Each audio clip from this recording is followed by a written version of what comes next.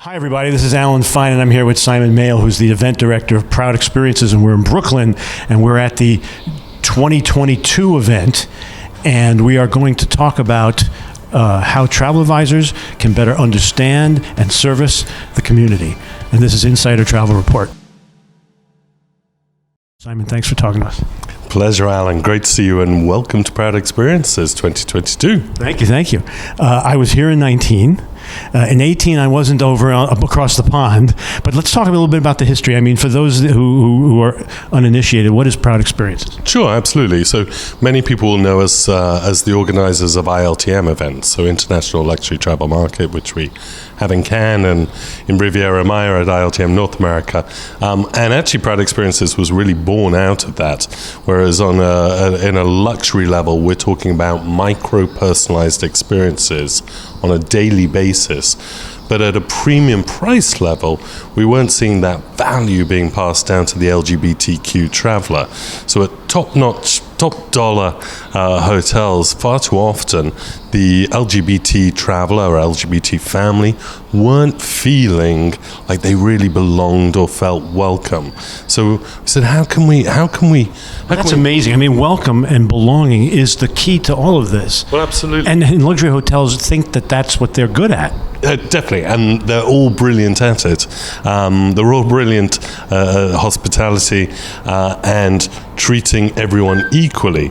But what we're talking about here is treating everyone differently, understanding the nuances and the small little touches and the differences that will really exceed the expectations of the LGBT traveler. And it may be as simple as making sure the bathrobes are right, or making sure that the slippers or the flip-flops or the welcome note is written to Mr. and Mr. or Mrs. and Mrs. or not at all the family. Yes. Etc. Wow. So those little touches, and making sure that staff have done sensitivity training so they know how to address someone or ask someone how they would like to be referred to, ask someone how they would like the beds to be arranged, as opposed to, are you sure it's a double bed or you're getting ahead of me, but so travel advisors, listen closely, because it begins with you.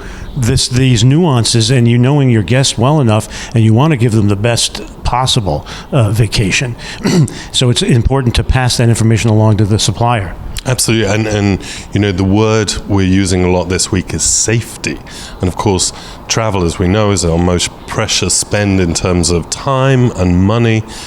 Some people save up all year round to go on a trip of a lifetime, and it really needs to be very special. And a travel advisor can make sure that an LGBT traveler, an LGBT family, really does go to the right place, stay in the right destination in a city, and stay at the right hotel. Let's talk about that, because a hotel or supplier can say that they're friendly, but that could just be marketing, and they're not really genuine, and the community is very savvy.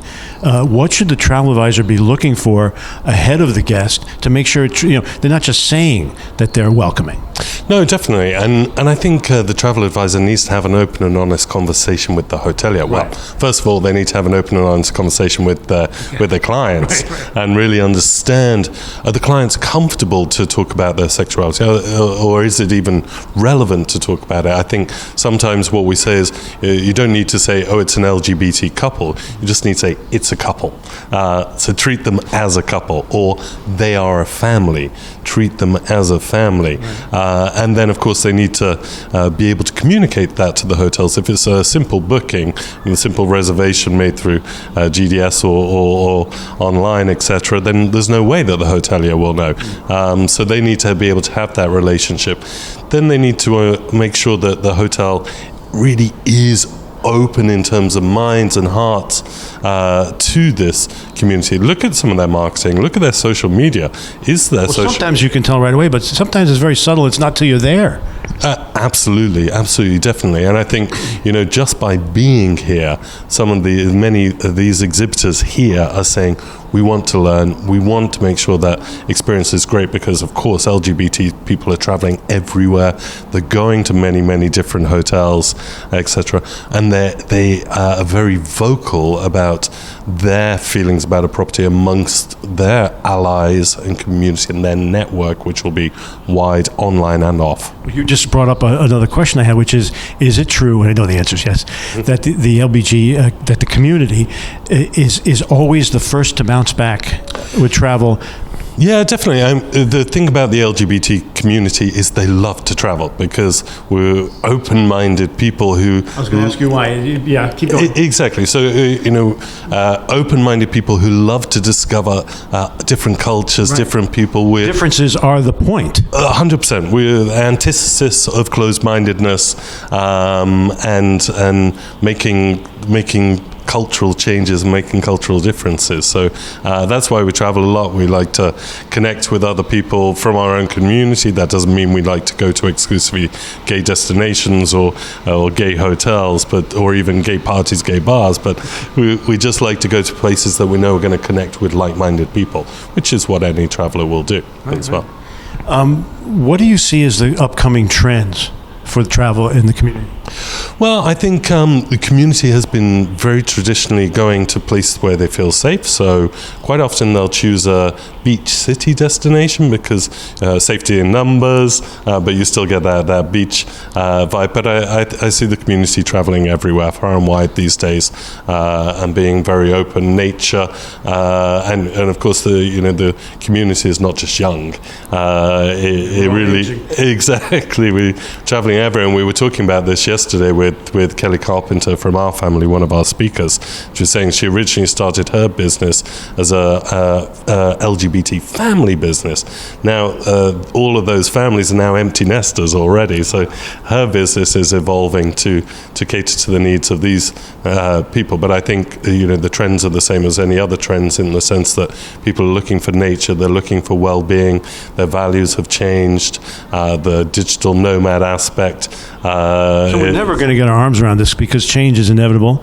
The families change. Yeah. The recognition of other lifestyles continues to evolve and change. Exactly. And we talked yesterday about the Armageddon-sized awakening that happened post-George Floyd and the Black Lives Matter movement. And I think the awareness around the world of diversity and inclusion has changed enormously. If we look at the trans community, and the awareness of trans community has become enormous, and the way the trans community is now traveling is growing as well. So we're in constant evolution. Well, are there going to be more letters added to the list, do you think? The plus covers it, I think. Well, the plus covered it before, and then more letters got added. So yeah, exactly. Well, and I think I like the concept of Q, because it really just covers everything. And I think Harry. What, doesn't that offend someone that the Q covers everything? Well, no, I think that if we talk to Gen Z, if you talk to my nieces, if Harry Styles, who refuses to label his sexuality, that for me is very much the Gen Z, the Qs of this world, who say, no, we are diversity and inclusion. This is our language. This is how we live, and this is how we expect to be treated as such. Let's go back to the conference itself.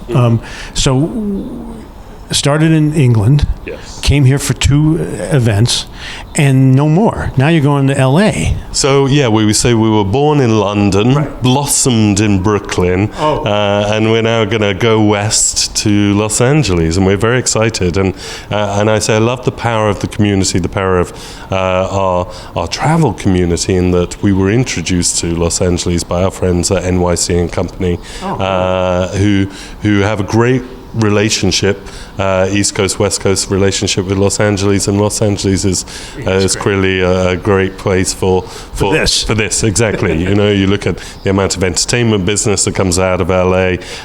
If you look at the amount of film, media, I'm totally with you, and I've lived there myself. But is San Francisco too obvious?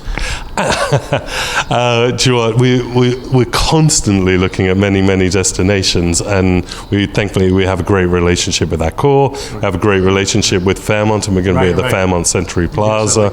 And it's home to many award ceremonies, so it has the space that we need to grow and blossom even further. So can we assume that this will travel? We're hoping to be in Los Angeles for a couple of years as well. So like this. So we're here 2 years, maybe 2 years there, and then... Yeah, who knows where the future will take us. Yeah. And what are you hoping to achieve at this conference? I really hope we make real change, to be honest with you. Every conference. Yeah, we sat there, but I sat there last night. I listened to the personal raw stories we heard from a Filipino transgender supermodel who moved to the US as an immigrant in 2005, and how she, was out of the closet in the Philippines, came back into the closet in the US when she became a model, and came back out of the closet again. And we really want to influence the younger generation to make them feel like they actually belong everywhere. So if we can educate our check-in staff, if we can educate, if we can see more people of color in positions of leadership, with more women in positions of leadership, if we can celebrate our LGBT people in positions of leadership, and that filters down throughout the staff as well, because living those experiences, you can deliver a better experience yourself. So that I would like to see more diverse hotels and more diverse experiences for the travelers who come to those hotels and destinations. And I would love to see destinations that haven't been LGBT friendly making a real change, because they know it's economically important to change, not just socially important. There's a whole topic there that we could discuss, but I don't know if it's relevant to the travel advisor, but the suppliers should be well aware of the spending that is available to them if they just join. But now what I'd like to conclude with is that we have over 100,000 travel advisors. Yeah. Some are selling to the community, some are afraid to, don't know how. What's your advice? You're right. They actually have LGBT clients. I'm sure of that. As well. So my question is, what's your advice to them? So it's a two-part question. What's your advice to the ones already selling? What should they be doing? And then the ones who want to get involved, what should they do? I think the travel advisor today knows that they're an invaluable resource to their clients, and really getting to know their clients incredibly well, talking to them about how their experience was at each and every trip, each and every hotel.